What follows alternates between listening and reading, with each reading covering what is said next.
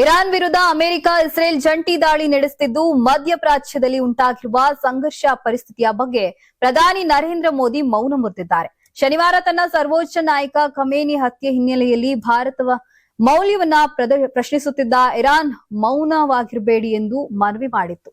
ಈ ಬೆನ್ನಲ್ಲೇ ಇರಾನ್ ಪರಿಸ್ಥಿತಿ ಬಗ್ಗೆ ಪ್ರತಿಕ್ರಿಯೆ ನೀಡಿರುವ ಪ್ರಧಾನಿ ನರೇಂದ್ರ ಮೋದಿ ಪಶ್ಚಿಮ ಏಷ್ಯಾದಲ್ಲಿನ ಪರಿಸ್ಥಿತಿ ಗಂಭೀರ ಕಳವಳಕಾರಿಯಾಗಿದೆ ಎಂದ ವಿಷಯ ಹೇಳಿದ್ದಾರೆ.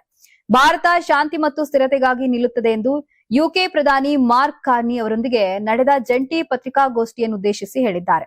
ಇಂತಹ ವಿವಾದಗಳಿಗೆ ಪರಿಹಾರವನ್ನ ಕಂಡುಹಿಡಿಯಲು ಭಾರತ ಯಾವಾಗಲೂ ಸಂವಾದ ಮತ್ತು ರಾಜತಾಂತ್ರಿಕ ಮಾರ್ಗವನ್ನ ಅನುಸರಿಸಲು ಕರೆ ನೀಡಿದೆ. ಶಾಂತಿಯುತ ಪರಿಹಾರದ ಕುರಿತು ಭಾರತ ದೀರ್ಘಕಾಲದ ನಿಲುವನ್ನ ಪ್ರಧಾನಿ ಒತ್ತಿ ಹೇಳಿದ್ದಾರೆ. ಸರ್ಕಾರದ ಪರಿಸ್ಥಿತಿಯನ್ನ ನಿಕಟವಾಗಿ ಮೇಲ್ವಿಚಾರಣೆ ಮಾಡುತ್ತಿದೆ. ಈ ಪ್ರದೇಶದಲ್ಲಿ ಎಲ್ಲಾ ಭಾರತೀಯ ಪ್ರಜೆಗಳ ಸುರಕ್ಷತೆಯನ್ನ ಖಚಿತಪಡಿಸಿಕೊಳ್ಳಲು ನಾವು ಪ್ರತಿಯೊಂದು ದೇಶದೊಂದಿಗೆ ನಿಕಟವಾಗಿ ಕೆಲಸ ಮಾಡುತ್ತಿದ್ದೇವೆ ಎಂದು ಹೇಳಿದ್ದಾರೆ. ಸರ್ಕಾರಿ ಮೂಲಗಳ ಪ್ರಕಾರ ಭಾರತದೊಂದಿಗಿನ ಖಮನೈ ಅವರ ಇತ್ತೀಚಿನ ಸಂಬಂಧ ತುಂಬಾ ಕಳಪೆಯಾಗಿತ್ತು. 2017ರಿಂದ 2024ರವರೆಗೆ ಅವರು 4 ಬಾರಿ ಆಂತರಿಕ ವ್ಯವಹಾರಗಳಲ್ಲಿ ಹಸ್ತಕ್ಷೇಪ ಮಾಡಿದ್ದಾರೆ. ಇದರಿಂದಾಗಿ ವಿದೇಶಾಂಗ ಸಚಿವಾಲಯ ಪ್ರತಿ ಬಾರಿಯೂ ಇರಾನಿನ ರಾಯಭಾರಿಗಳನ್ನ ಕರೆಸಿತ್ತು.